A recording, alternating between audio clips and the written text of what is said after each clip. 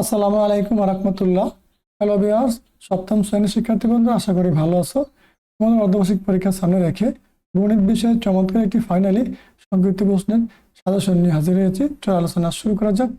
সংক্ষিপ্ত উত্তর প্রশ্ন, যে কোনো 10টি প্রশ্ন উত্তর দাও, 10 দুগুণে 20 মার্ক পেয়ে যাবা। দেখো, প্রথম প্রশ্নে বলছে কি পূর্ণবর্গের সংখ্যা কাকে বলে, উদাহরণ দাও। 2 নম্বর প্রশ্নে বলছে বর্গমূল বলতে কি বোঝো বা কি বোঝায়। 3 নম্বরে বলছে দশমিক ভগ্নাংশ বলতে কি বোঝায়। 4 নম্বরে বলছে শূন্য কেন মূলদ সংখ্যা। এবারে 5 নম্বর দেখো গুণের বিনিময় বৃদ্ধি উদাহরণ সহ ব্যাখ্যা করো। 6 নম্বর প্রশ্ন গুণের বন্টন বৃদ্ধি উদাহরণ সহ ব্যাখ্যা করো। 7 নম্বর প্রশ্ন a মাইনাস বি এর বর্গ নির্ণয় করো, অথবা a প্লাস বি এর বর্গ নির্ণয় করো, a প্লাস বি এর বর্গ নির্ণয় করো, মানে ঘুরে ঘুরে আসতে পারে। ঠিক আছে। আবার দেখো 8 নম্বরে বীজগণিতীয় রাশির উৎপাদক কাকে বলে, উদাহরণ দাও। 9 নম্বর প্রশ্ন পত্রিকা কাকে বলে। 10 নম্বর প্রশ্ন উপপাদ্য কাকে বলে। 11 নম্বর প্রশ্ন ত্রিভুজ বলতে কি বুঝো। শিক্ষার্থীরা, এগুলো চমৎকার প্রশ্ন, এগুলো কিন্তু পরীক্ষার জন্য কমন প্রশ্ন। 12 নম্বর প্রশ্ন ত্রিভুজের পরিসীমা বলতে কি বোঝায়। 13 নম্বর উপপাদ্য বলতে কি বোঝায়। 11 অধ্যায় প্রশ্ন তোমাদের। 14 নম্বর প্রশ্ন তথ্য কি, তথ্যের শ্রেণীবিন্যাস লেখো। 15 নম্বর প্রশ্ন উপপাদ্য প্রকার কি কি, কোন প্রকার উপপাদ্যের গ্রহণযোগ্যতা বেশি এবং কেন। ঠিক আছে।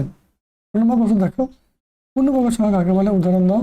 তারপরে 17 নম্বর প্রশ্ন এত এর বর্গমূল নির্ণয় করো।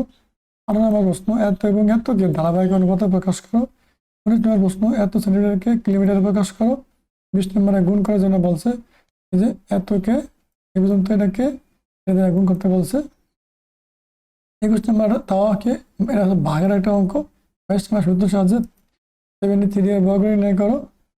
পরবর্তী প্রশ্ন 23 নম্বর দেখো কি বলছে 6m + 24n কে উৎপাদকে বিশ্লেষণ করো। 24 বলছে এতকে লঘুকরণ করো। এখানে ভাগ আকারে আছে, বুঝছো। ভাগ আকারে দিয়ে দেখা দেয়, খেয়াল করো।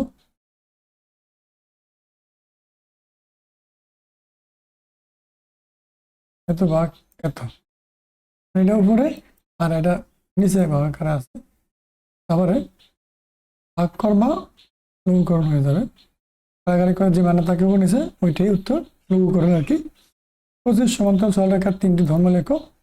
26 এবিসি ত্রিভুজ এবিসি সমকোণী ত্রিভুজে এ বি = বিসি এবং বি কোণ সমকোণ হলে সি কোণ সমান কত। 27 নম্বর প্রশ্ন ত্রিভুজ এবিসি এ কোণ 70 ডিগ্রি, বি কোণ 40 ডিগ্রি হলে ত্রিভুজ এবিসি কি ধরনের ত্রিভুজ। 28 নম্বর প্রশ্ন একটি ত্রিভুজের একটি বাহু ও এর সংলগ্ন দুটি কোণ দেওয়া আছে, ত্রিভুজটি আঁকো। 29 নম্বর প্রশ্ন উদাহরণ সহ অবিন্যস্ত তথ্য ব্যাখ্যা করো। 30 নম্বর প্রশ্ন গণ সংখ্যা আয়ত লেখো, আকার ও ধাপগুলো লেখো।